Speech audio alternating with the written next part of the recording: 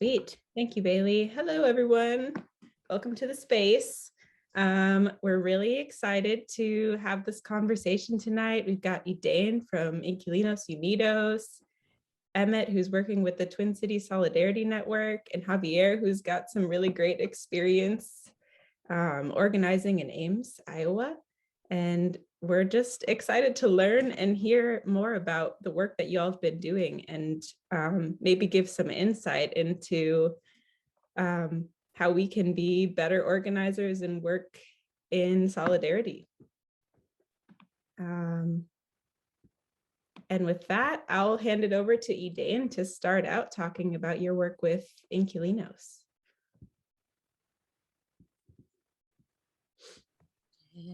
Good night, everyone. My name is Edain Alimentario. I use she, her, ella pronouns, and I'm a lead organizer with United Renters for Justice. And I'm going to present myself a little bit longer. So, I moved to Minnesota when I was 17 years old. So as you see, I have an accent. I'm from Mexico City, and I moved here because I want a better life. And also the plan was to go to the school and give a better life for my family. So when I moved here to Minnesota, I was pregnant with my first kid. So I had to cross the border and came to here and adapt to a new country. So during the time, I had to be living in different places, but always in the South Minneapolis. So, and I've been having these experiences, having really bad conditions, living with infestations, lack of repairs, or abusive landlords. So I remember we always live with other people, like family or friends, used to share the cost of the rent. And I'm talking in the 2007, long time ago. The rent wasn't so high now, but even it was kind of hard to pay the rent for a person who's immigrant. So I remember then 2013, my husband and I decided to move, separate, have our first apartment, and with our two kids. At that moment, we have two kids, and say we need to be independent, give more space to our kids. So we decided to go independent, and we start to rent in these beautiful buildings that looks for a size pretty, not too expensive. And when we moved there, so we saw the unit, and it's this is perfect for us to start.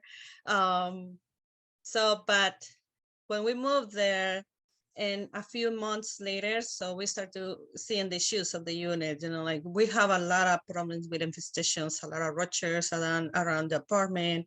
The windows, they were so old, and when the winter came, so it's literally, you was outside, so we had to wear jackets even when the heat, it was turned on at 80 degrees, and inside was so cold. So because the windows, they were so old and not updated. So my kids start to getting sick. And I didn't know what to do, honestly. And the landlord charged us $150 every month for garbage and water. So I was paying in that time $650 in rent plus $150. It was $800. So for a one bedroom apartment. So I didn't know what to do. I wasn't fluent in speaking English now. So I was, and that time I probably speak 20% of English. So I didn't know what to do. So I remember one day in the winter, it was a really cold day. So an organizer from the Corcoran Neighborhood Organization came to my door and asked me do you have issues with the utility bills? And I say kinda, but I have another issues. So I told him everything that's happening in my apartment, because he is a person who speaks Spanish also. So he told me you know what, we have these meetings with city, the regulatory services of the city, and we're doing research about these units. We know that they had a lot of problems, and your neighbors too. So because I was so upset that my kid had pneumonia 2 times during the time that I live in the apartment, and I lived 2 years and a half in the apartment. So I was so frustrated. So I decided to come to these meetings. And I remember that I came to these meetings, And I was so frustrated because only two women came to this meeting and started complaining about everything. And I said, like, why you don't want to complain with the landlord? And they started to say, like, it's because we are scared. We're scared to be evicted. We're scared like the landlord charge us more money in the rent.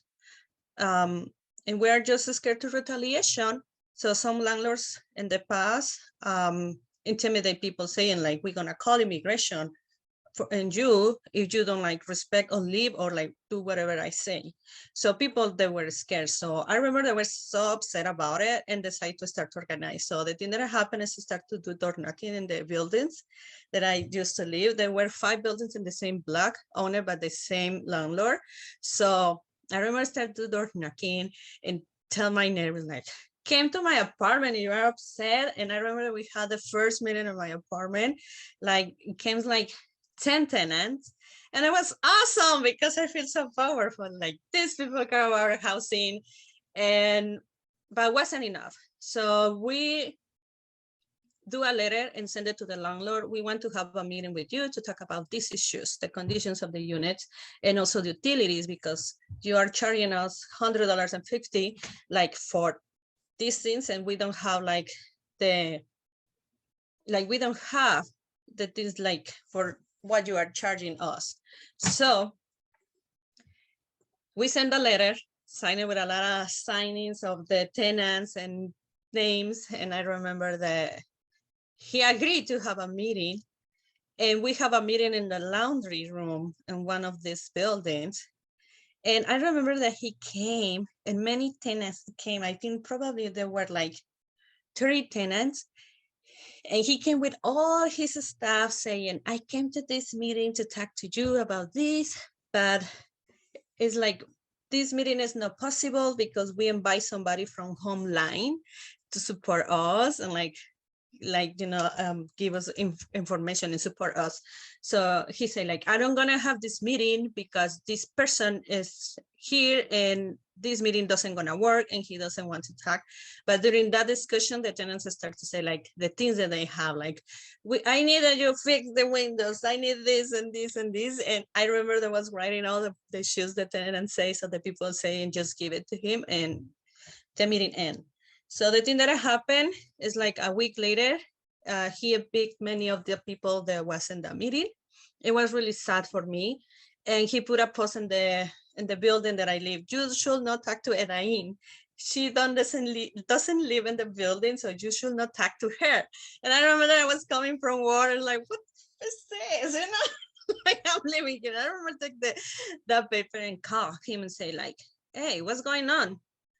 Why you put this? I'm your tenant. So he sent somebody to remove the letters, and it's how I start to organize. So a month later, in the unit, in the building that I live, they replace carpets, they replace stoves, refrigerators. They came to fix the windows. And also the landlord came to my house. The owner came and said like, do you need anything else? So I want to be your friend and etc.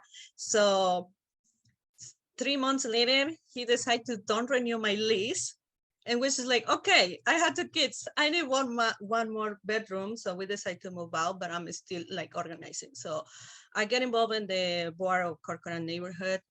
And after that, I decided to apply for the position with United Renters for Justice, with the push a lot of organizers in that time that they were working around. And I decided to apply, I get the position, and it's how I get involved with Inqulinixs and Unidxs. So right now I've been working 6 years in the organization, and in these 6 years, I've been like part of the biggest campaigns of the organization. So the biggest one that I'm talking about is the apartment shop company, and the biggest housing class action that's been happening in the country. So that happened because this landlord, Steve Friends, which is was the owner of this company, the apartment shop, so have a partner. The city decided to revoke his license because he accumulated 2,000 housing violations. So they decided to revoke the license. So when that happened, when the city revoked a license, so this landlord or person is not allowed to have any business in Minneapolis for 5 years. So the thing that this landlord do, like this man. So decide to go partner with his friends and sell the portfolio to him, and he have the 70% of the profit of these buildings, and his friends have the 30%. So that was illegal because he was still having like business.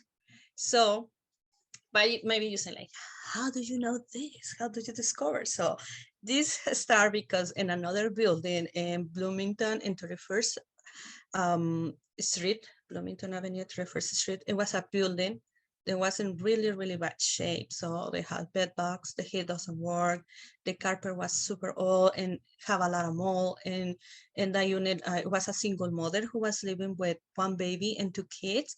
And this landlord do a lot of intimidation to her. So the organizers, we started doing door knocking and organize a TRA, which is a tenant remedy action, which is when you are, when a building have a lot of issues, so you have the right to put a lawsuit against your landlord and pay your rent to the court.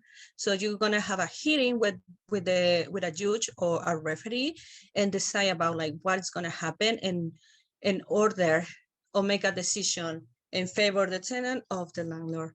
But in this case, because the issues in the units, they were so bad, and also the landlord fake one tenant in the building. So because there were 2 units empty, he put one more tenant in there saying like, because it's not a half of the building to be able to have this TRA lawsuit. So I have this one, and but it was fake.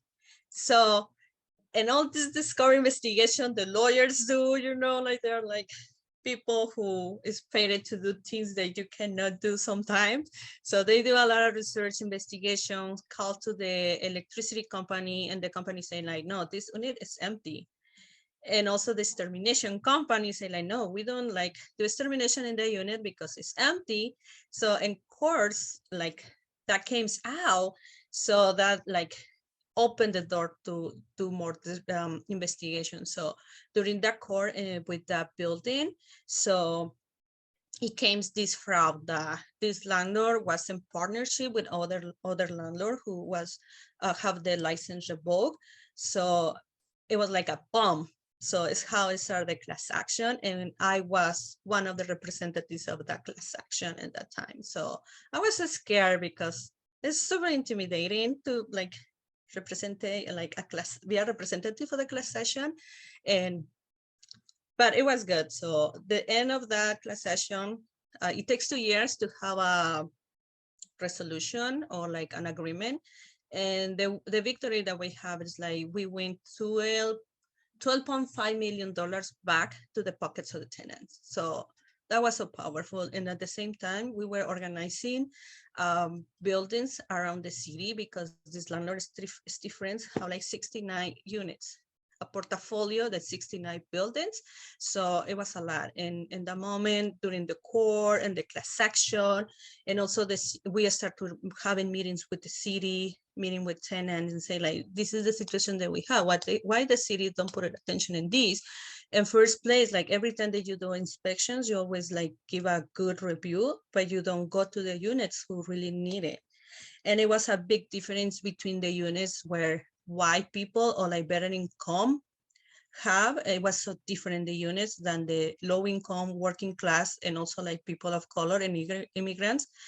It was super different in the treatment and also the conditions of the unit. So we see that we call the attention, like say, like you had to put attention, and the result of that work, it was that the city put more capacity to the fire inspectors. And right now in the South and North Minneapolis is more capacity. So they are doing like inspections in the buildings or units for rent. Like it depends on how the property is, but they are putting attention and doing like every 2 years to see where the property are. They change the tier, the way they like classify the buildings, putting a tier 1, tier 2, tier 3. So the tier 3 is like the worst, and the 1 is the best. And when you are in a tier 3, so you have inspections every year. When you are in tier 2, it's every 2 years. And when you are in tier 1, so you have inspections every 3 years. So which there was a progress because some of the buildings doesn't have any inspection for a year, like 8 years. So we discovered that. So it was kind of like, it's a problem in the city. So it's how do we start like the big campaign? So this big campaign opened other like possibilities. So in the moment, like a small moment before when I said like I was a tenant. So at the same moment, Jennifer Arnold and Roberto de la Riva were part of the Linden neighborhood. So they talked to another people in their living. So about talking about safety, like what's going on here.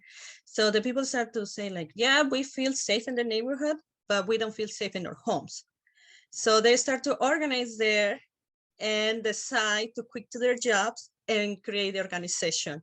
So at the same time that I was organizing in my building, at the same time the organization, it was like getting formed and being created like by tenants. So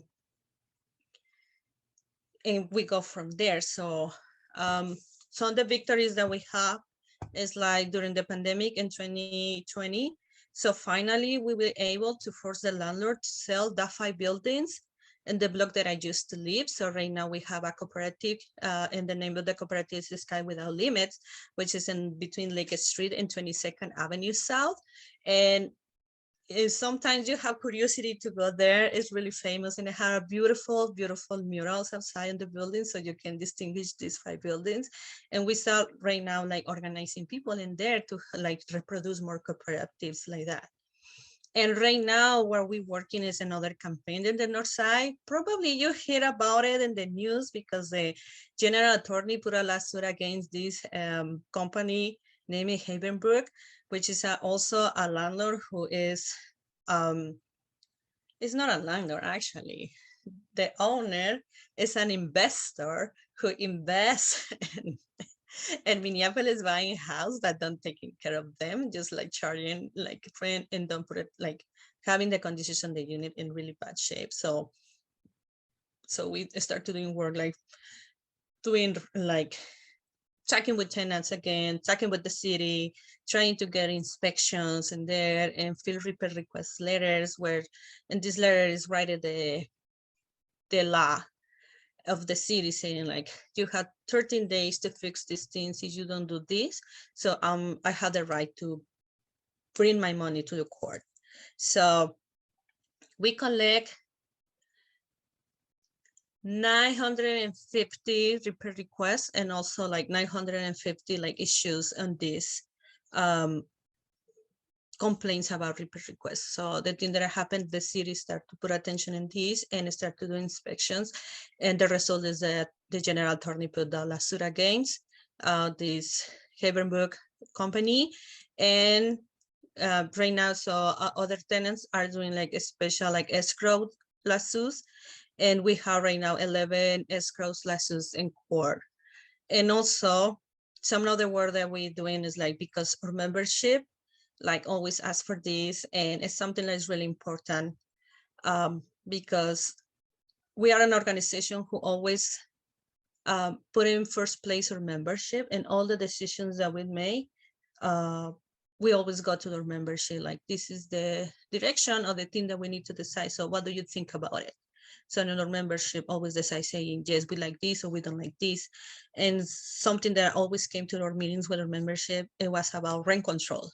So it's not a law in Minneapolis that say that the landlord cannot increase the rent every year. So it's not a law. And also actually it's illegal to talk about rent control in Minnesota. So in this is because in the 17th, a bunch of landlords and investors organized themselves just to block that, preventing then the future people don't ask for that. So the work that we did last year is during the elections. So we have the opportunity to put in the ballot, talk about rent stabilization, rent control. So we have to change the name because rent controls is so, sometimes it's too radical and aggressive for some conservative people. So it's a rent stabilization just to like, looks pretty and everybody feel like, okay, it's something that we can talk about it without like getting aggressive. So we passed that in the ballot last year, And the thing that we're working right now is that we want to, we're putting pressure on the city council people, Minneapolis, to write a policy. So right now we want that they create a group, working group, would include people, tenants, teachers, landlords, people from the community, people who are in favor of rent stabilization. Because we want this because people who want things always are wanted to move forward, and people who are not ready or don't like this always like put excuses. So for that reason, we're asking that, like, people who wants really rent stabilization. And the hope is like in July, we can have like a policy written and also put it in the ballot. So that's what I work. And I can still talk more about it, but just gonna stop that because I don't want to get more excited. That is so awesome. Thank you for sharing, Edain. We will, I don't know if I mentioned, but we'll spend some time after everyone shares with some questions too. But that story about the sky without limits is really inspiring. It's so beautiful to hear that outcome. And with that, I will pass it over to Javier to take it away. Javier, let me know if screen share isn't working and we can fix that up. Yeah, let's give us a go. There we go. All right, God willing, that's working for everybody. Oh yeah. Okay, I'm gonna set a timer going because I want to respect everybody's time by me not talking too darn much. I'm gonna set a 10-minute timer and we'll see where that gets us, and then I'll check in and see if we want to speed things along. All right. So hello everyone, my name is Javier Miranda. I use he, him, they, them, él, AJ pronouns. I'm originally from Iowa City, Iowa. My dad is a Venezuelan man who came to the States to study at university. My mom is a white woman from Farrell, Illinois, farmer's daughter, but oddly enough, she went to high school in Mexico. So she and my dad met at college and both spoke Spanish, but they didn't teach their kids Spanish, which is a whole, just so stressful because they were worried about discrimination, of course. But in a lot of ways, like that sort of like mixed race, mixed citizenship status informed a lot of my experiences growing up. You know, why we bounced from a house to an apartment back into that same house and everything, or how my parents couldn't get a mortgage for years because when they moved to that town, my dad couldn't get it for being, you know, a brown man with some funny accent and an immigrant. My mom couldn't get it just for being a woman. And yeah, grew up pretty like working class, poor working class. But it was very important to my parents that I go to college. So I went to Iowa State University in Ames, Iowa. And while there, I got more interested in politics, particularly socialist politics that really spoke to the experiences that I had had. And through exploring that, I discovered the idea of like tenants unions. And then I started working with some local comrades in Ames, Iowa to start the Ames Tenants Union. While I was, I think when we started it, I was no longer a student. I was just a worker in like a restaurant in town. Some of the folks involved were students, some not, but let's dive in. So I'm going to talk about a few things today. First, what were the conditions like in Ames, Iowa? Second, what did we do well? Third, what did we do poorly? Fourth, what would I recommend to comrades, other folks looking to start their own tenant organizing project? And finally, for those who are curious, I have some additional documents that we either used or were useful for us. All right. Some of the conditions in Ames, Iowa, much smaller than the Twin Cities, population of only 66,000. And as you can see, it's about half undergraduate students at Iowa State University. There were no active labor unions in town, and by that I mean there was AFSCME represented the like blue collar workers at Iowa State University. I think there was maybe a different AFSCME local that represented some of the clerical workers. And AFSCME also represented the Iowa DOT workers who were headquartered in Ames, Iowa. When I worked as a full-time dining cook and I was supposed to be represented by AFSCME, I called the local AFSCME office every week for a few months and nobody ever picked up. I had to reach out to the Des Moines office just to start paying dues, and they never followed up with me or anything. So that's what I mean by no active labor union. So we were really on our own in some pretty major ways.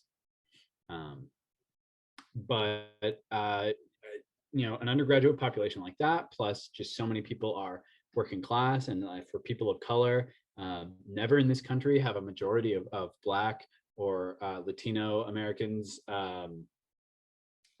owned their home, owned where they're living. It's always been a majority of us have been renters. And that's true in Ames, Iowa as well. So we knew we had a base, a working class base of workers and students who, regardless of whatever other issues they had, they held differently or especially affected them, we knew that this was something a lot of people held in common. They were being exploited by their landlord for their landlord's profit. We knew that this is a major industry in town. And we knew that it did particularly affect people of color, and would be a good opportunity to emphasize the unequal treatment of different kinds of people under capitalism. So with that, we started the Ames Tenants Union. Some things that we did well. We did have a clear structure, and we were clear on how we made decisions, which we tried to keep things as democratic as possible. I'll get into some why I'm laughing about that later, but we had a 5-person core organizing committee for the entire tenants union.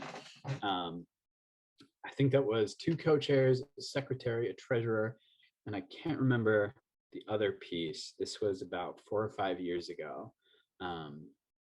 Yeah, who was the other role? Beats me.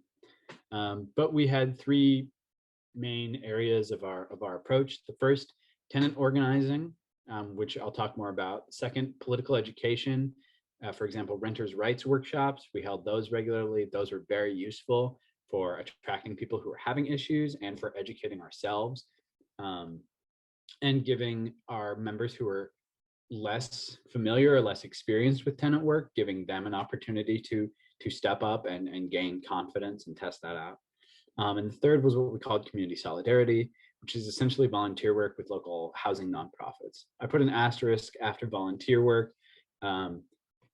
You could maybe possibly refer to this as like mutual aid or something like that.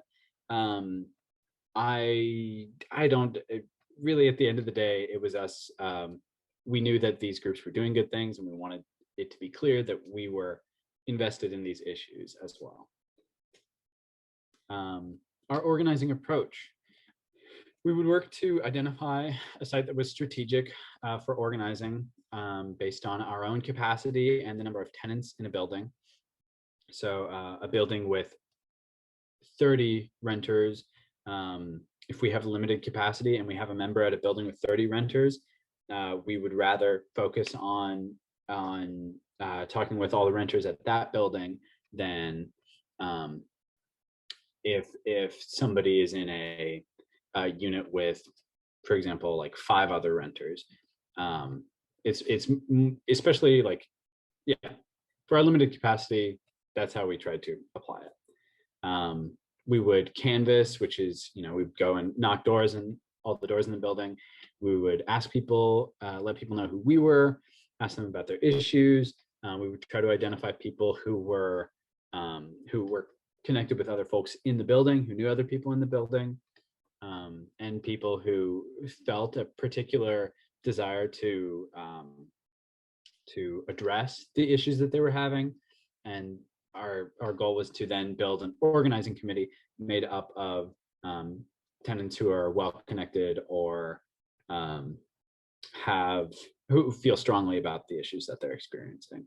And then these organizing committees, where the thinking is we'll hold meetings and we'll continue the above processes of canvassing, identifying people's issues. And then that is in effect, once you have this organizing committee, then you have a branch of the Ames Tenants Union, which can, with support from the rest of the union, especially like the core organizing committee for the overall union, that branch can escalate action with their landlord. Another thing, a few other things we did well. We met every month. That may not sound like a huge deal. I mean, in the Twin Cities, there are many organizations that have been going for decades. In Ames, Iowa, where half the population changes every few years. And an eighth of the population leaves every single year. This is pretty tricky. There were a small group, easy to feel down on ourselves and think maybe we shouldn't have public meetings and so on. I also won't read every single bullet point. I think it's a waste of my time and yours. Anyway, we did have social nights regularly. This was like really good, really essential. It gave us an informal space to get to know each other and develop some ideas. It was definitely less intimidating for folks than like a formal like monthly general meeting, which we also had. But yeah, the social nights, really great. Here are some links to things that we did. We had articles written about us in a couple local papers based on our work. And in one of these, it describes, I think that's the third bullet point there, Ames Tenants Union petitions local apartment complex, the Madison. We had a couple members who were living at a housing complex, myself included, and we had some, it's 10 minutes. I'll try to wrap up this point and then I'll check in with Sid. Yeah, there were some issues there. For example, the whole place was built to Texas standards because the developer was based out of Texas.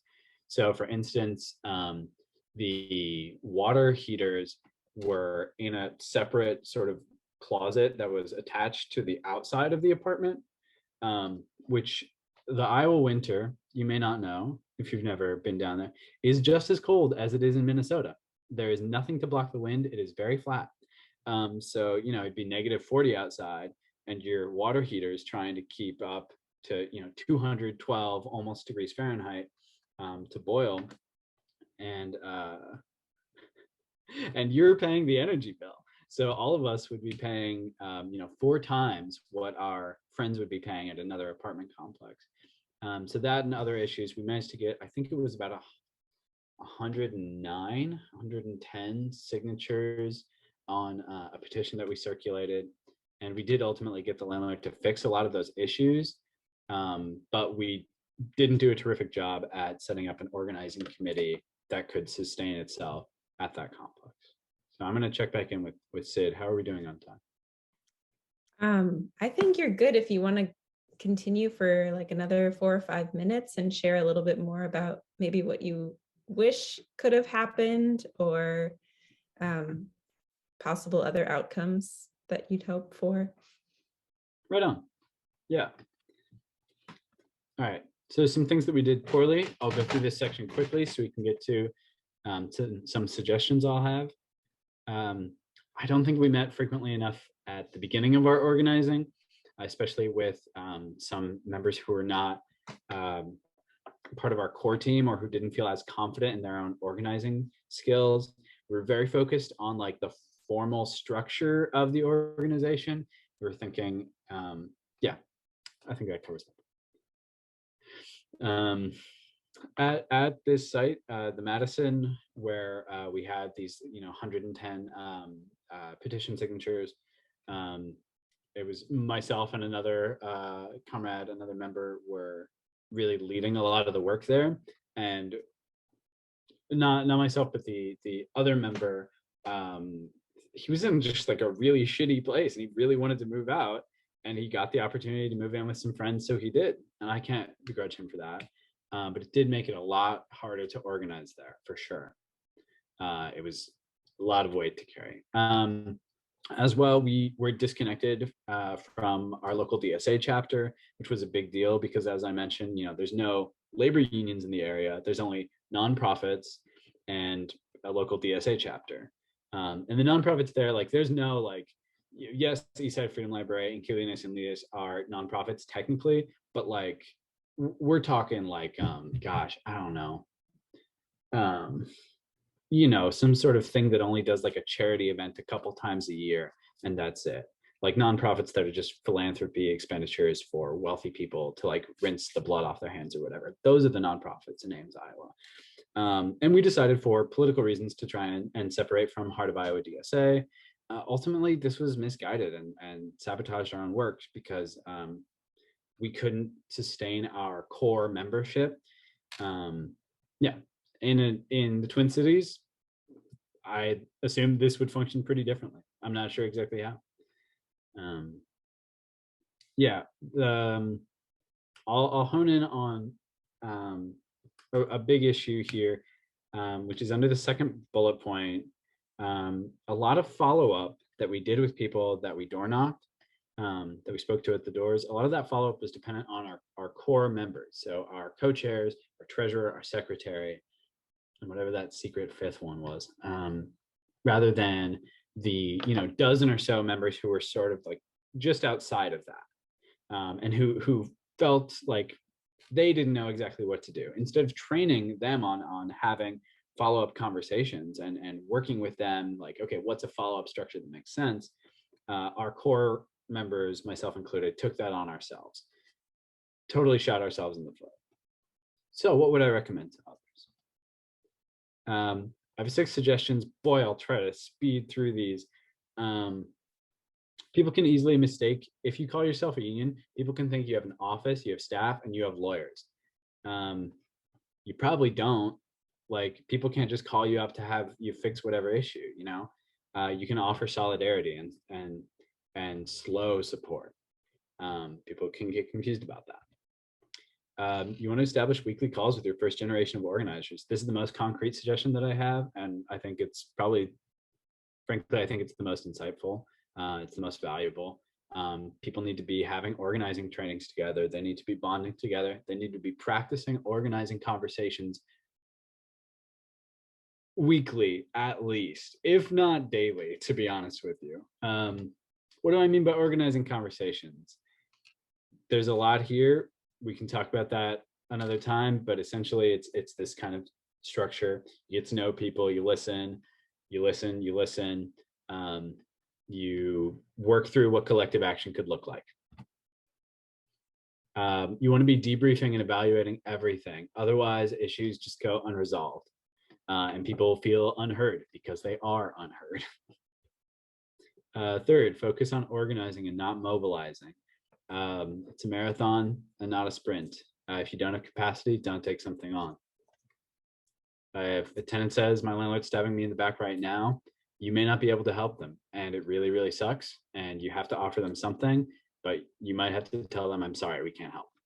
Especially if they reject any offers for you or other members to show up. If they just want a lawyer, they just have to get a lawyer.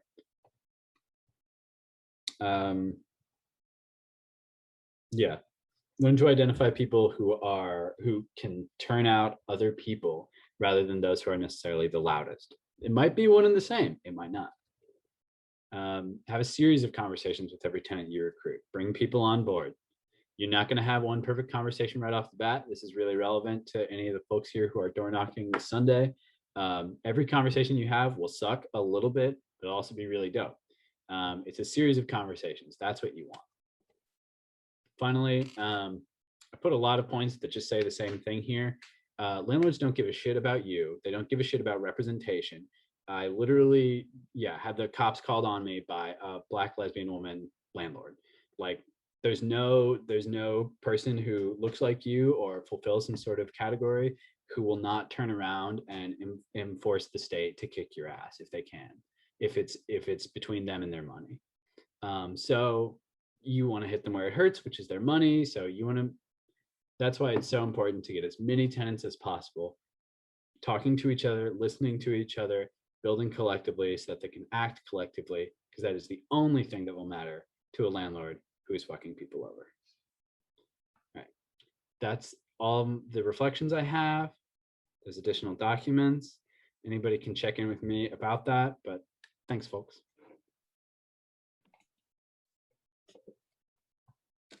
Awesome. Thank you, Javier. That was really helpful and insightful in your experiences and things to consider moving forward, for sure. I don't know, maybe I can send out some of the links that you have in your presentation to folks on the call after too, if that's okay. And I'll pass it off to our last presenter. We've got Emmett here with the Twin City Solidarity Network. So take it away, Emmett. Hey everyone, how you doing? That was a really good presentation, Javier. So tough act for me to follow, but I'll try. Hi, my name's Emmett. I'm a member of the Carpenters Union, and I'm a member of the Twin Cities Solidarity Network, which is a group of workers and tenants who organize together on a non-hierarchical basis to basically provide direct action support around grievances that we face. So if someone is having a problem with their boss and either they don't have a union or their union is not very active and is not willing to really have their back, what we'll tend to do is talk with them and help them figure out how to organize in their shop, get a small committee together and actually take action around that.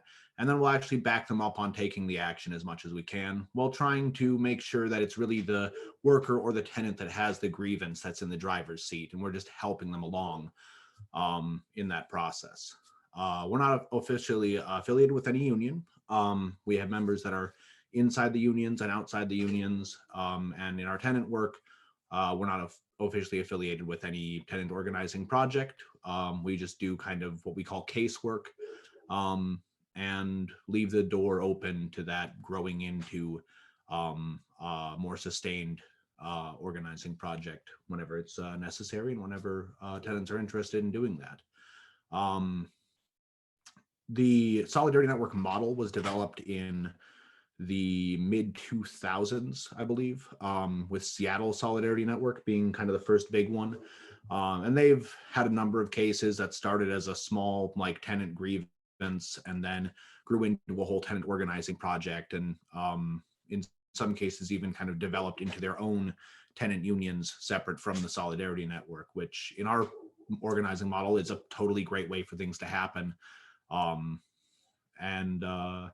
Yeah, so that's basically the model that we work with. One of the problems that the Solidarity Network models sometimes have in many cities is that people fail to do the follow-up to actually organize. And so it develops into a service model where people are kind of coming in as, you know, a group of radicals and taking on this fight and trying to move too fast or things like that. Since most of us who formed the kind of core Solidarity Network have a lot of experience as rank and file labor militants, labor organizers trying to get unions in our shops, or as people who've taken on tenant fights ourselves, we try to take things slow, be very consensual, be very relationship building based in how we do things. At the same time, we do lean very heavily on direct action in ways that are very fun sometimes. And this is the story of our first tenant case, and it gets into some fun territory. So it was, I believe, 2019. When we had formed up our Solidarity Network. We were just getting ready to start figuring out how to take on tenant cases, discussing tactics, figuring out how to use our, just a moment here.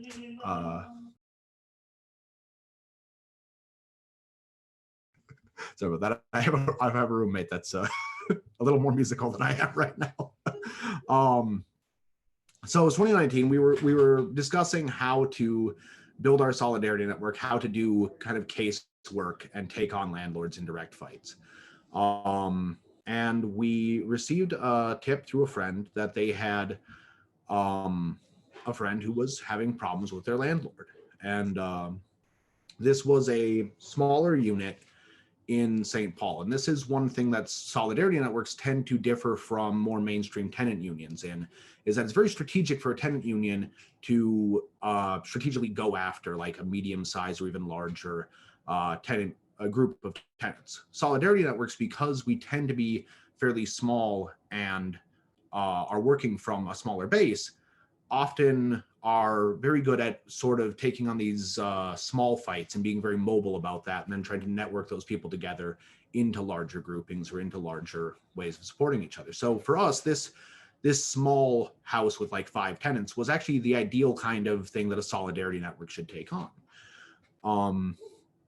So we met with the tenant who had the grievance, and we had this first conversation, just kind of explaining what we were and what our expectations, asking what their expectations were, and managing expectations, saying, we're not going to take on the whole fight for you, but we'll struggle along with you if you want us to, and encouraging them to, make sure they would bring their roommates to the next meeting, because sometimes that's something that people need to be encouraged to do. So then the next meeting comes around, and more of their roommates came, and we really got a good picture of what was going on at this house and what the grievances were.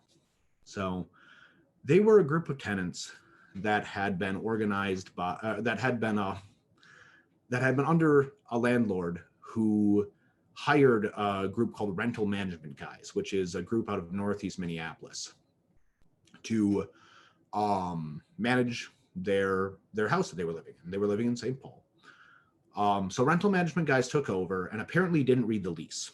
And so under the lease, the landlord was supposed to be paying a number of the utilities, including heating, and was supposed to be maintaining repairs, and was also supposed to be paying one of the tenants every time that he shoveled the snow after a snowstorm. It was a very snowy season, and there was actually quite a lot that tenant had been doing and hadn't been getting paid for. And the heater in the unit was broke. The heating system was all out of whack. So there were certain rooms that were just boiling hot all the time while other rooms were freezing. And in the winter was just a really bad set of conditions for them. So as we talked with the tenants, we kind of started bantying back and forth some different actions ideas. And this is where it starts getting kind of fun for us. One of the first things we went to is, well, what if we phone zap your landlord? And so, well, that would be is we get you and all your friends and us and all of our friends and then some random people off the internet, and we call your landlord day and night and just harass them about your problems. And that was pretty fun. People thought that was going to be a pretty nice thing to do. And then we thought, well, what if we kind of bird dog your landlord? And that's if we follow them around throughout their day and kind of yell at them and just really harass them at day-to-day things, figure out where they're going to be, where they're going to go. We discussed flyering the landlord's neighborhood, calling them out as the slumlord that they are, and things like this. And then what we ended up deciding on was to catfish them. Now, catfishing is a tactic that some people use on the internet, where you pretend to be, usually online, it's a potential romantic interest for someone, and then you kind of drag them along into a game, and it ends up, being a sort of fraudulent encounter for them. Well, we decided to do this as a landlord. So we made a fake landlord that was going to ask them to manage his companies for him. We made a social media profile, I think we made a fake website even. And we decided, okay, well, we're going to have this little profile of properties that we're going to ask them to manage for us. And we're going to have schedule a meeting with rental management guys that we're going to sit down. They're going to expect to be sitting down with us to take over the management of these properties. We had scouted out where their office was. It was in the basement of a building over in Northeast Minneapolis. And so on the day that the meeting was to happen, we sent up the most landlord looking, respectable, middle-aged white guy in our group. to ring on their doorbell. They open the door and he holds the door open while about 24 of us walk into their office with all of the tenants and sit them down. And then we insisted that we were going to have a meeting about how they were failing to uphold their end of the bargain on the on the lease. And it was a very effective meeting. I think that the fact that one of them hadn't, there was one of them that was actually responsible for that property, and it really embarrassed him in front of his business partners. And I think that was a major way that we were able to drive a division between them and put a lot of pressure on that guy to actually listen to us. So like any good march on the boss goes, we said our final piece. We all stormed out in unison chanting and left them with the ultimatum that they had to present us a list of ways that they were going to address these problems, you know, fix the things, the heating system. There was some cracks in the foundation as well. That was going to be a much longer term fix. There were fire egress problems in some of the units. And, you know, we needed them to pay the bills. We needed them to start paying this guy for his labor when he was clearing the snow. We said, you have 2 weeks to do this. And if you don't do this, there's going to be further action. We just left it at that. Now, we didn't want them to feel comfortable during those 2 weeks. So what we started to do was canvass all of their other properties. We got some of our friends who do research. Some of our friends, for example, do research into far-right organizations or into local racists. And we asked those friends to do research on this landlord instead. So we figured out what all the properties they owned in town were. We made a map and really found out, for example, Rental Management Guys has a lot of properties in North Minneapolis that they really make a lot of money out of, and in some of the poor areas of South Minneapolis. So we started just going door to door and having conversations with these tenants, asking what their grievances were and how they were being treated by Rental Management Guys, and created a little contact list that, you know, most of these people didn't have an immediate grievance that they wanted us to act on. It wasn't like we were just building a committee right then and there. We created a contact list. We made some notes about grievances, and let people know that if they did have grievances, they could call us and we could talk about them. But the real reason that we were doing this was we knew that as we did this enough, Rental Management Guys was going to eventually find out that this group of people was just going around door to door to all of their tenants and talking to them. And I think there's not much that scares a landlord more than knowing that that sort of thing is happening. In 2 weeks, we got the letter from them that laid out exactly how they're going to do it. We received confirmation from the center point that, you know, the bills had been paid, and overall it was a very effective campaign. So that's it. That's the story of how we catfished a landlord and won. That's awesome. Yep. Yeah, that's super cool to hear some direct action like that taking place. Yeah, definitely. Let's see. Oh, I just wanted to add one thing in here at the end, and not to distract from the main point of tonight any more than I have to, but due to recent world events, I have to say this. My wife and I were actually married at the East Side Freedom Library. My wife is a Russian immigrant who is very opposed to the war. Currently, there are a lot of our friends and family in Russia who are protesting against the war, as well as our friends in Belarus. Our Ukrainian friends are directly facing the invasion. I'm just going to put some links in the chat if anyone wants to help fundraise for these people. The repression that people who are anti-war in Russia right now are facing is very intense. And remember, the same solidarity that we have with people in Eastern Europe right now is the solidarity that we need to be showing every day to people, especially across Latin America, that our own government terrorizes on a day-to-day basis, and across the entire world. So thank you. I'm just going to put some of those in there. Thank you, Emmett.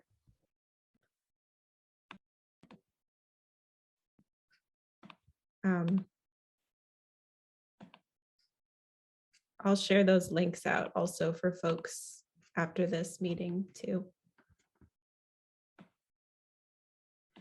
All right, I will open the conversation up now for everyone. I mean, I think usually we do breakout groups, but this is a nice little crew we have here to just ask questions, share thoughts or other experiences people have.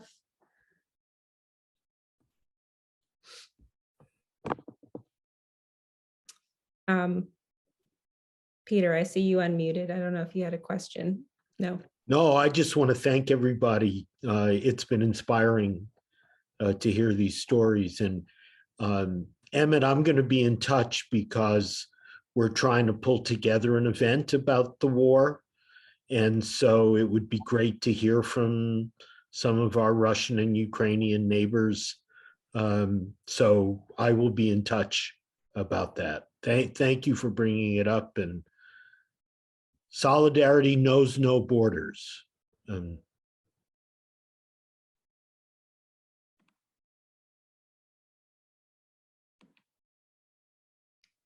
John? Yeah, total thanks. Edain, I think IX has done awesome work and is super great. A couple of us are involved in havens at Battle Creek, the Haven at Battle Creek. And there's a lot of Somali folk, and just all throughout the east side of St. Paul, there's a lot of, Black and brown and immigrant folks. And as I've and others have thought about organizing, one of my fears is, what's going to happen with retaliation. And an earlier event I was at IX a long time ago was, yes, it's real, but when you get 5 or 10 people, it kind of changes the dynamic. What do you have any experiences or wisdom about, and at Micah, it's a lot of middle-class white church ladies and men. So it's like, want to help, but don't understand that experience as much. So yeah, what can you do when you're trying to lead people down a path or help them perhaps go down a path that could result in retaliation, landlord retaliation against them? I know that question. That is a freaking question that we have for our members and also other organizations. But honestly, retaliation always exists. So the moment that you sign a list, the moment that you receive a first letter saying you have a rent pass due it after the first day of the month is retaliation from your landlord. Just the simple thing they say I'm the landlord of this property and I'm renting to you, that's a retaliation. So always people gonna have that. And something that we use with our membership is it depends because it's a cultural thing, the way that you talk about retaliation with people, right? But something that we always say, hear from the people is people say, I don't want to get in trouble. I don't want more problems. But the question for them is why now? Because you already are living in the problem. So you're having all these situations, all these conditions, you feel frustrated about it. So what can get worse? It is talk about that. And also fear is a human protection, something that is in your body to protect yourself. But what is we always have these conversations with tenants and people what is that fear? Where this came from? And what is between you and what you want? That is in the middle that you cannot think about what you want for your house, for your family, for you.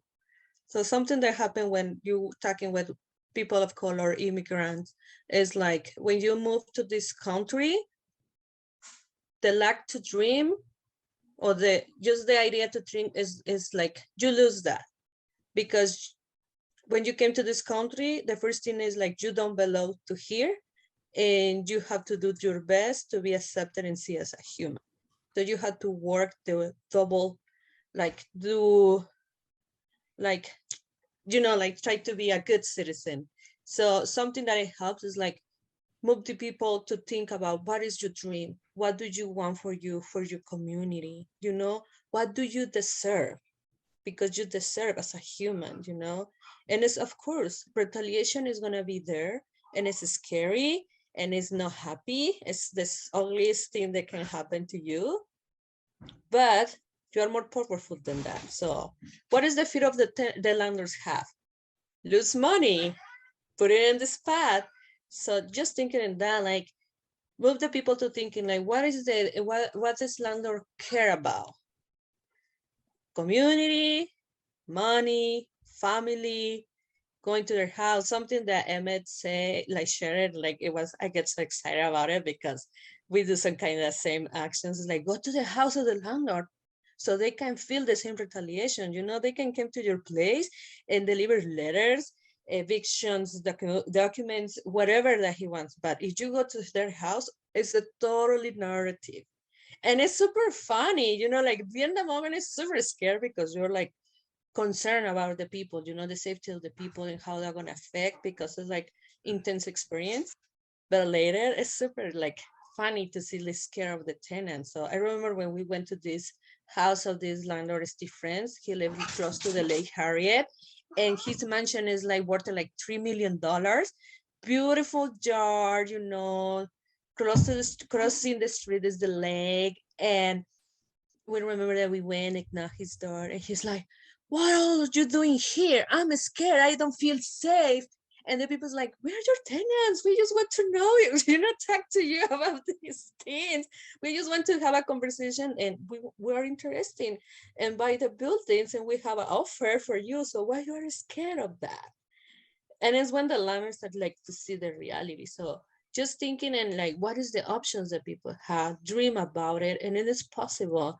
And sometimes it's like this, sometimes like we feel like we have these scare as organizers, you know, like how other people's gonna see me and what is my experience, like talking about Rachel and experience.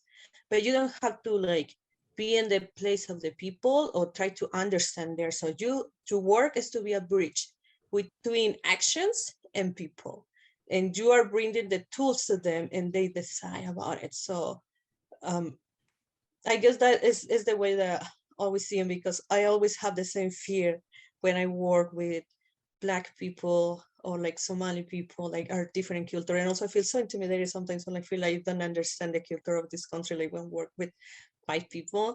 But it's just like people can decide for themselves, and it's okay if they say no because they're not ready. But the people who are ready, they're gonna do their best, and they're gonna like, it's worth it to fight for the people who are ready. So, and it's sometimes we have this chip inside us, like people cannot do these things, so people are scared, but people are ready to do shit, you know, I'm sorry, to do things, and it's okay. So people who are ready gonna do it, and people who are not ready, it's okay. Always in every fight, there's gonna be people who's gonna support and people who doesn't, and people who's gonna be against that. And once that you recognize that groups, you're ready to move whatever you want. So that's the, I can say. So just move the people to think, like, dream about it, and they can decide. So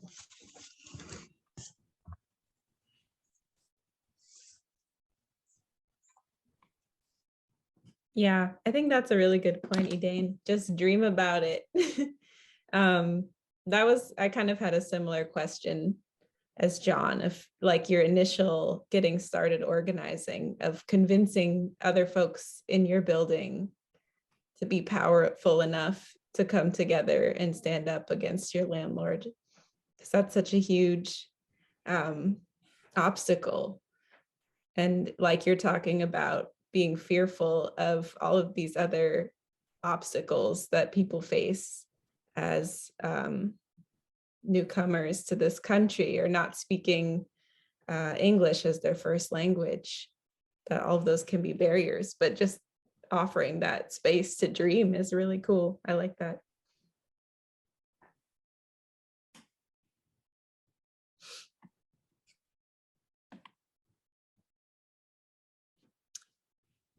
One thing I was wondering about, I mean, everyone is kind of in the same boat, but how this organizing work has changed throughout the pandemic. And that's sort of something we've come up against and struggled with, because like Javier was mentioning, the need for building relations and being in space together is one of the best ways of getting to know each other over food and in conversation. And so maybe what are some of the things that you've done sort of to get over that? Build solidarity. Can I start? It is okay with the others. Yeah, that's fine. Okay. I'm gonna say, yes, the work changed a lot. So especially with the pandemic. So I work mostly with the Latino community. So it's my strong arm, as you see. But something like I really noticed, like with our membership, is this lack of resource that people receive. So something that we need to do a lot is working around like the necessities, like get information, support for rent. So we have to apply for grants to help people to be able to pay rent during the pandemic. And we spend like, we spend months, like I'm gonna say like 3 months, just calling our membership to say like, how are you? What do you need? And it's like something that we do different, because as a we're a nonprofit organization, but we don't give the services for the people. The thing is like we move people and we tools for the people, which is different to others. So it changes the way that we work. So now we have to offer resource people to be able to organize and move themselves, because we like people have a lot of stress and concern, but also we had to start to do education around the pandemic and like what is important to staying home, to use the mask, to get to vaccinate and the stuff, because sadly the system create these ideas and taboos to the minorities, like you're always gonna be poor, you're always gonna be in this situation, there's nothing else that you can do, and we have to do a lot of work around that. Mm-hmm. And also we adapt a lot. So recently we have a conversation in our staff meeting talking about like, how do we feel comfortable to be in these spaces in person in January? And so, and the staff who was white say like, we are not comfortable, we want to do virtual, while the organizers and people of color like, let's do it. So we're having meetings with our members in person, and some of them don't have masks, and we have kids, and like, we need to continue to organize. So it depends.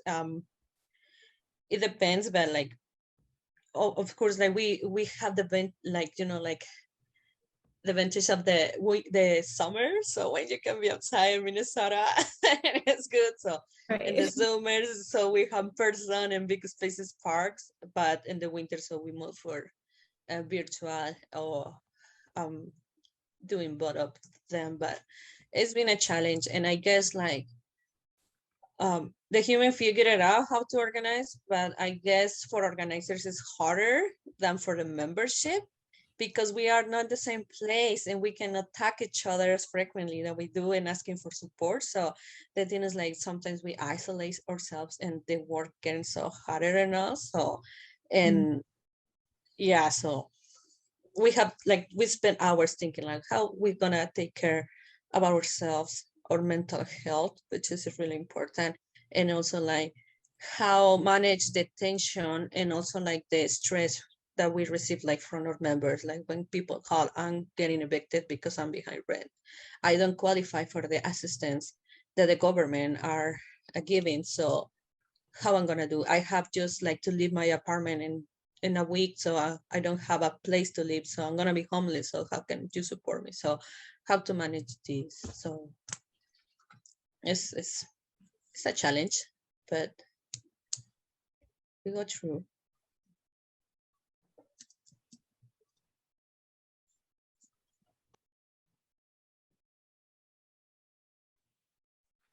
So something we've been talking a lot about, you said Freedom Library, is how do you build your base? And I think, for those of us who have been organizing on the East Side, like there hasn't really been much of a base, and so we're having to build one. So maybe for all three of you, if you could share your experiences, like how you, it sounds like Javier, you did some like fun events, and but maybe if all three of you could talk about how you found a bunch of people to do this with you.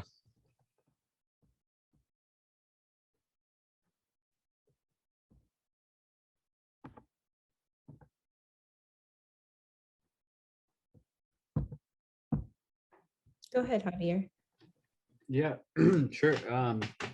So growing your base, identifying your initial base, and talking about how you can grow it.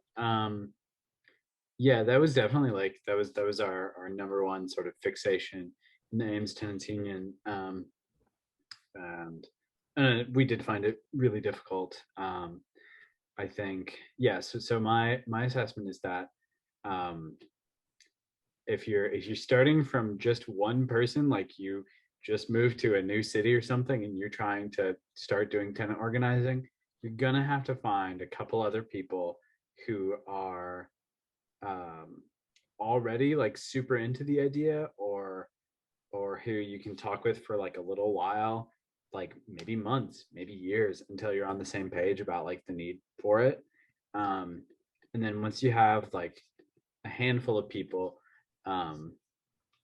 you can, yeah, I mean your ideal base would be like renters who have a really stable rental situation, but who also want to organize a tenants union where they're living, and who have like a long-term vision of this really meaningful role of tenant unions, or role for tenant organizing in society at large. That's a really hard base to find. It takes a lot to cultivate that base. So I think probably the history of Inqulinixs and Unidxs would speak more to this than my experience, but definitely finding ways that like core group that like really does see that long-term vision can be regularly and frequently contacting renters. And maybe it takes a lot of renter contacts until you find people that really it resonates with them. And you won't find out what resonates with them unless you're having conversations with them at the doors, unless you're having follow-up conversations, and unless you're really, you have to really try to dig deep with that person to kind of like Edain was saying, like you gotta be asking people like,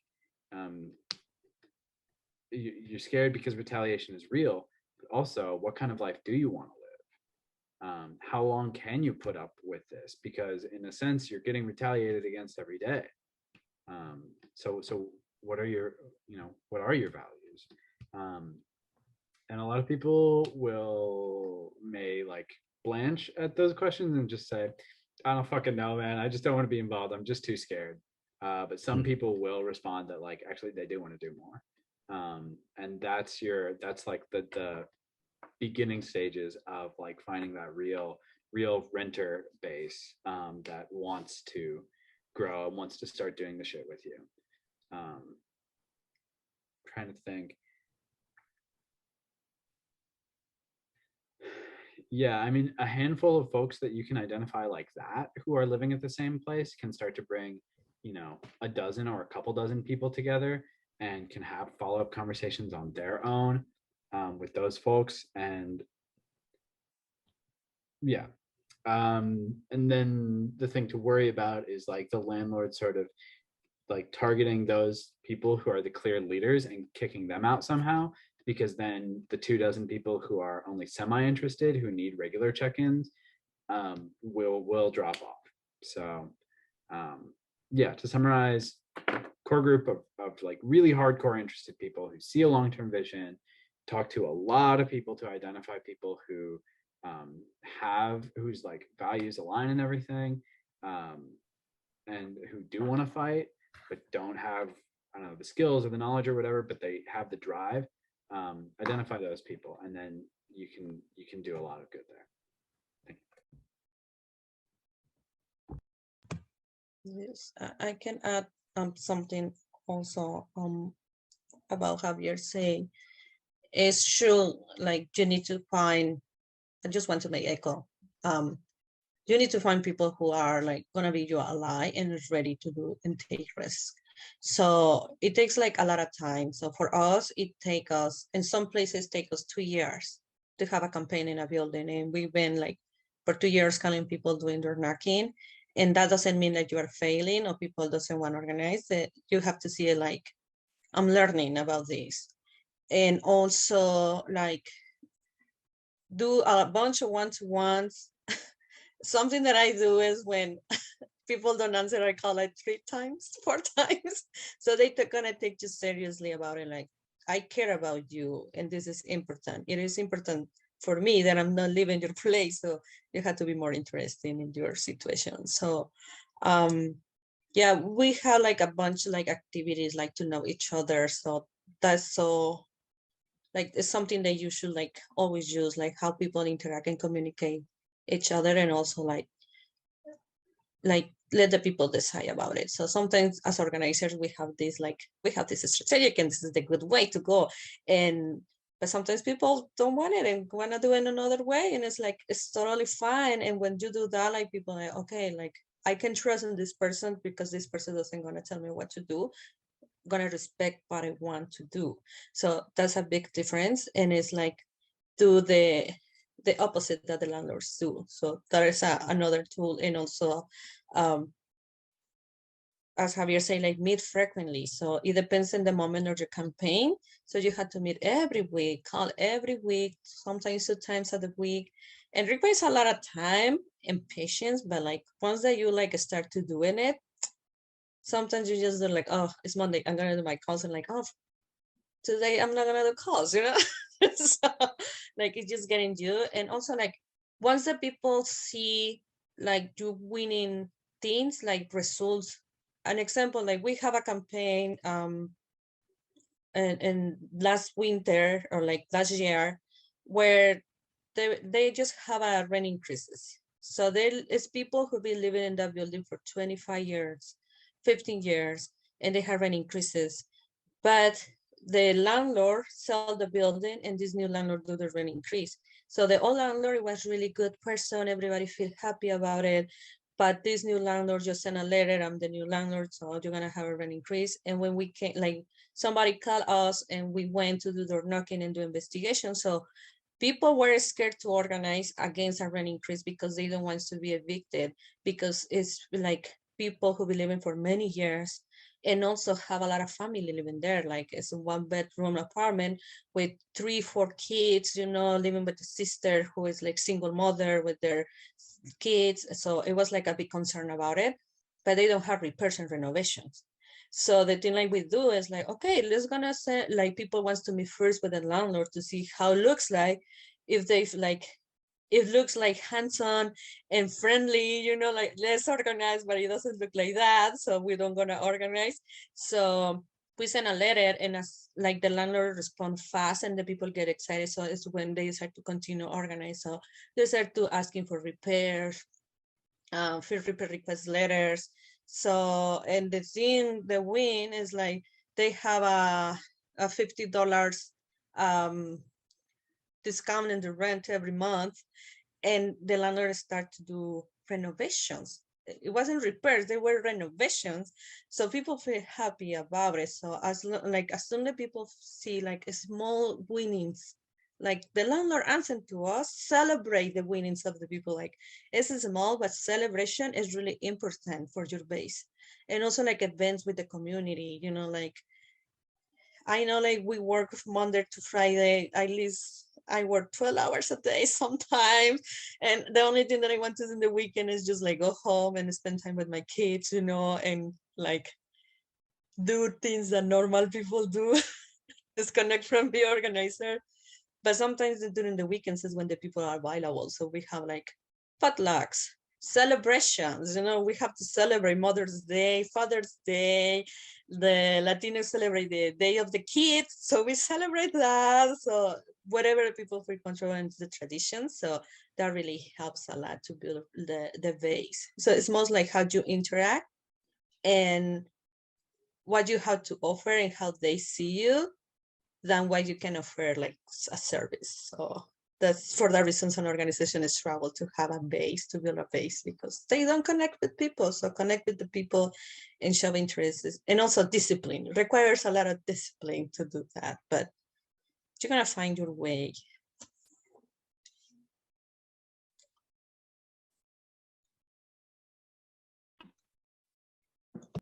Thanks. I think that's a really great point. I love that, of like everything you say. I'm like, this is excellent. Remembering to celebrate those moments, so we all feel joyous about accomplishing something, and seeing those small things as big wins for building solidarity and moving things forward in our communities. Does anyone else have questions or comments? I know we're kind of nearing, it looks like we have 2 minutes. 2 minutes. If anyone else wants to jump in and share how they're feeling about this, please do. I see John, thumbs up, solidarity. I have a question for a lot of folks on this call. Would we be interested in potentially having a similar panel like this in the future, and maybe inviting some renters to it, maybe on the east side or maybe elsewhere? I'd be down. Absolutely. Javier, the political education part of your tenants union, I think that that really stuck out for, hey, can we be doing that for the stuff that's happening right now? And that seems very closely connected to this. It's not renters' rights like taught out of the Attorney General handbook, which I'm glad the Attorney General has a handbook on tenant rights and responsibilities, but it's like, you know, your right to humanity as a person living in capitalism, you know, that's more the renters' rights. I just had a thought that I want to throw in here in terms of that suggestion about a panel. I think we should invite landlords to that panel. I'm not sure that every landlord is necessarily in opposition to tenants' rights, but probably doesn't really care so much. But if they see what could potentially come out of it, it might be helpful to a landlord to think, oh, maybe I could do that. Maybe I should do that. You know, Clarence has shared like many experiences with me of living for a really long time with a landlord that seemed to care a lot about you, Clarence. And I think like the stability of that place you lived was important to that landlord. Well, he also does not have a $3 million house. But yeah, I mean, I'm not sure if inviting landlords to this particular conversation is a good idea, but at some point, you know, we need to think about creating policies and incentives that, you know, rely on another model of people making money. I mean, this is a family that has owned this company for 3 generations, and, you know, they don't hire someone else out to take care of the stuff. And people live in the buildings for decades. They don't like a few years and then leave or get kicked out or something like that. They're there for decades. And basically it's because the rents are low and he takes care of the stuff that needs being taken care of. It's not pretty or fancy or anything like that. But it's like, you know, and you know, he makes his mistakes like any other landlord. You know, not everyone gets along, but you know, it's like just the stories that are consistently challenging for renters in this city are different. I mean, it's like the guy that I live next to has been in that building for 40 years. You know, the guy who lived across the hall from me has been there for 20 years. You know, he makes his money by not having to turn the apartment over every couple of years. You know, it's like his costs are low. And instead, we're giving sort of privilege to developers in a model that really doesn't serve anyone except for people who want to make a lot of money fast, not house people.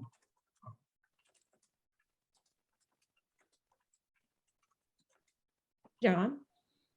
Yeah, we are a little bit over, but yeah, and I myself am a one-house landlord.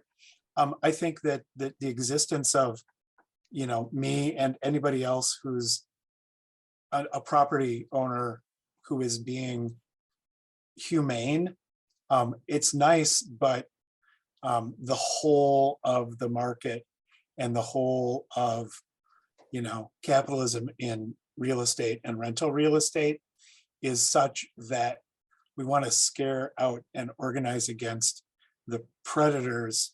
And if some kinder or less profit motivated or longer term, I mean, it sounds like Clarence is those folks are like, yeah, I'm on this for a long haul. We have to not, we have to not only not kill the goose that lays the golden egg, but treat the goose that lays the golden egg actually well.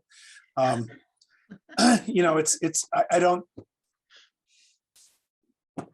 I'll speak up if necessary, as I am a landlord that supports rent control or whatever. But I think that it's mostly a problem with class consciousness and understanding how badly capitalism treats poor people, black and brown poor people, and white poor people. And at some point there might be a voice for the landlord of reason, but I think it's really secondary to centering the renter. That's my take.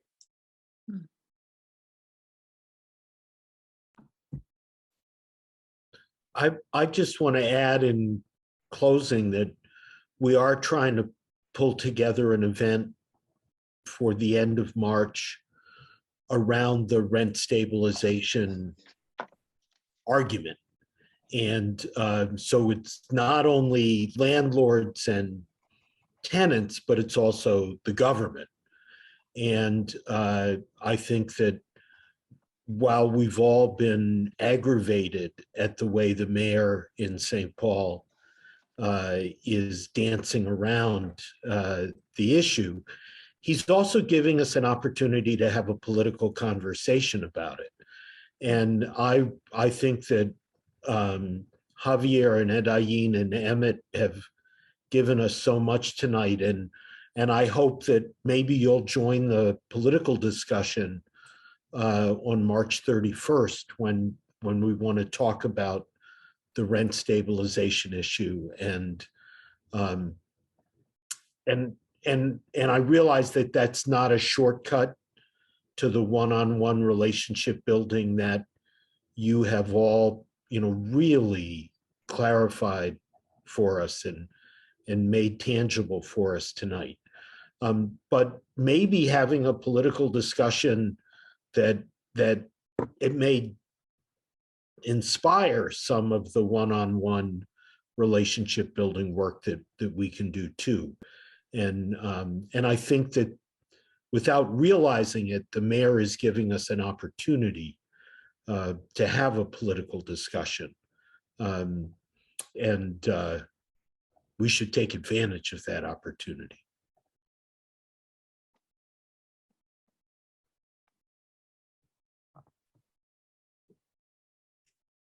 So Sid, thank you for bringing these three folks virtually across the river to drop some knowledge on us over here in St. Paul. And the more that we can find ways to keep talking to each other, definitely the better. And so that's my parting. I'm trying to work on this elder persona thing. I like that. Good. Yeah. That's really good. Thanks, Peter. Thank you everyone for being here and having this awesome conversation. I feel super inspired by all of this amazing work you've done. It's really cool. And Yeah. I'm gonna share out a lot of these awesome resources that Javier offered and Emmett, ways to support that anti-war resistance. So I just want to say thank you to everyone. And we Thank should you. thank Bailey for handling the tech tonight and doing the recording. And this will be a resource, the conversation tonight, that hopefully many of us will use with people that we work with in the future. Thank you. Thank you. Thank you for the space and Thank you. having us. Like, really appreciate to talk about like organizing. And I'm just gonna be open about my position. I don't like landlords. So- Who does? Don't have landlords in this. I don't want But to we- bring my compass to more trauma, but like, okay. We So do have to talk to each other, though. let's Yeah. It's talk a about relationship. landlords.